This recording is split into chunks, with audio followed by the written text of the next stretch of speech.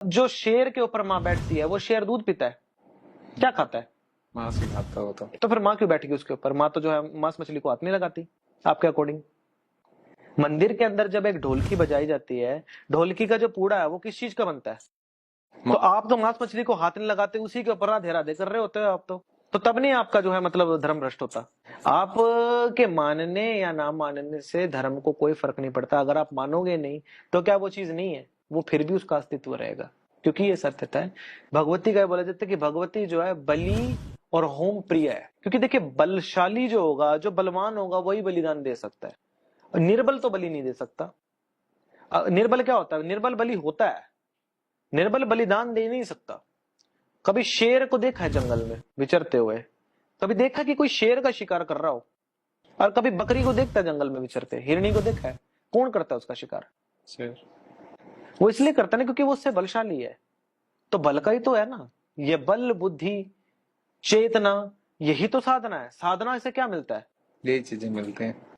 तो नियम तो सेम लागू हो ही रहा है ना। आप एक पेड़ को भी आप दुनिया में देखोगे ना, अगर एक उसमें लगा हुआ है, बाग में लगा है, तो वो पक गया है ना, तो ऑटोमेटिकली नीचे गिर जाएगा मीठा होने के बाद।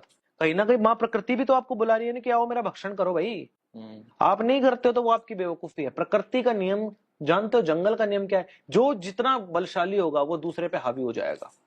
और कहीं ना कहीं आजकल ये चीजें भी जो है लागू हो रही हैं। जो लोग बलि नहीं करते, आपका वो मार्ग ही नहीं है, आपको करना भी नहीं चाहिए, पाप है, क्योंकि आपका बलि दीक्षा नहीं हो रहा है, इसका दीक्षा होता है। अच्छा। हाँ जी, ताकि छाग वगैरह बलि इसलिए किया जाता है ताकि वो जो जीव है उसको अपने जीवन के अंदर जो एक पशु योनि में होकर के उसको जो मुक्ति नहीं थी, वो मुक्ति उसको उस पशु योनि से जो है भगवती दिलाती है। अच्छा। आपकी पूजा का भाग होता है, उसको पापाचार मुक्त किया जाता है, उसकी पशु गायत्री उसके ऊपर की जाती है, ताकि वो पशु रूप से परे हट करके वो संपूर्ण दिगंतरे अर्थात भगवती के चरणों में विराज जाए। समझ गए? और आप बलशाली हो, आप इसलिए बलिदान कर पा रहे हो। अगर वो शेर होता ना तो आपका बलिदान कर देता वो, क्योंकि वो आपसे ज्यादा बलशाली है। तो ये प्रकृति का नियम है कि जो जिससे ज्यादा शक्तिशाली होता है वो उसको हावी कर लेता है, उसको साध लेता है। यही साधना का भी नियम है। और जो लोग वैष्णव मार्ग की बात करते हैं, मुझे नहीं लगता कि आज के समय में कोई भी शुद्ध वैष्णव होगा। शाकाहारी। शाकाहारी भी नहीं होगा।